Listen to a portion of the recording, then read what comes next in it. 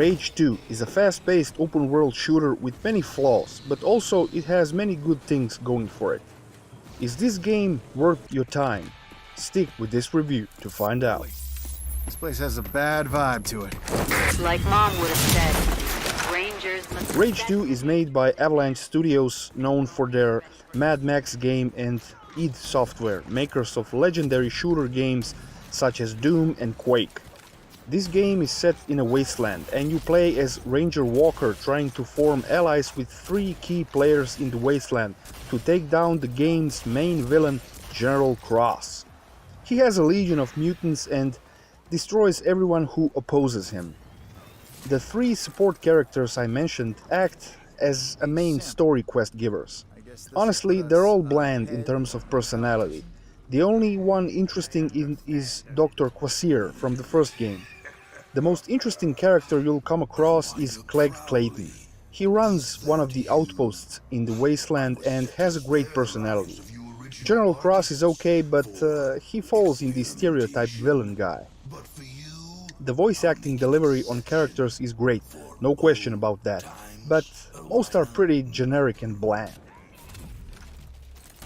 This being an open world game, you have an open world to explore, but it's also pretty weak. Main campaign is very short and you only get a handful of story missions. It's a shame because they're good. It's mostly go there and kill all enemies to retrieve X item, etc. But you do get a lot of side content in this game. You need to explore the world to find arcs, and in those arcs you'll find the game's weapons and abilities. Also, there are outposts to liberate, convoys to dismantle, authority tech, mutant nests to clear out, etc. I generally dislike side content in video games, but I found myself doing a lot of it in Rage 2. It's fun, I admit, but the fun comes from the combat mainly. More on that later. Also, you have vehicles in this game and vehicle combat is present here, but honestly it's shit.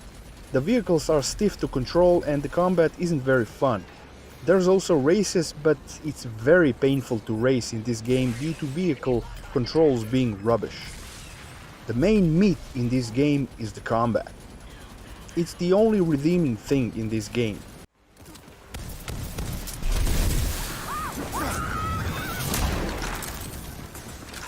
The combat system is made by the veterans over at id Software, and it shows. The feeling of shooting is brilliant and chunky, and it's even more fun when you mix in abilities. You have a vast selection of special superhuman ranger abilities at your disposal, like creating a barrier, launching people forward with an energy blast, slamming down into the ground and enemies, etc. The main ability is the overdrive function, which multiplies your damage and lets you wreak havoc. Kinda like quad damage, but on steroids. I just can't stop praising the combat system. It's really that good. Slamming into bandits with the shotgun on overdrive is just insane.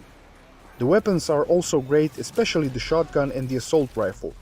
The gravity gun is also an interesting gun, letting you shoot darts into enemies and then when pressing the right mouse button pulls them in the direction you selected.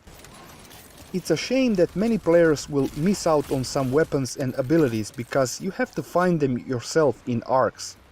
Also, this game has an upgrade system, and a really meaty one too. You have so many different currencies that it's ridiculous. It can get confusing and it takes a few hours for it to click.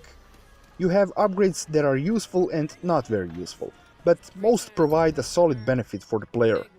But the menu screen and the overall complexity is really unnecessary in a game of this type.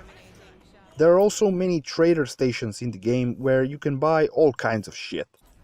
There's also a fast travel option in this game, but it's limited to towns only, meaning you can't travel to a liberated outpost, only town. Also, the game has very many bugs, and game-breaking bugs as well. Characters speaking, but there's no audio. Finishing a mission won't trigger a mission ending, resulting in you having to restart from a previous checkpoint. Quest-giving NPCs won't trigger a conversation with you, etc. This might get patched by the time you're watching this review, but it was like this when I played it. Graphically speaking, Rage 2 looks great. I wasn't able to run it on Ultra with my RX 580 4GB edition, but it ran on high at 60 frames per second. There's not much to say about the graphics, other than it's good. Characters look sharp, world is very pretty, well, pretty as wastelands can be, and the effects like explosions, fire and particles are gorgeous. It's a shame the world is bland, because otherwise it's beautiful.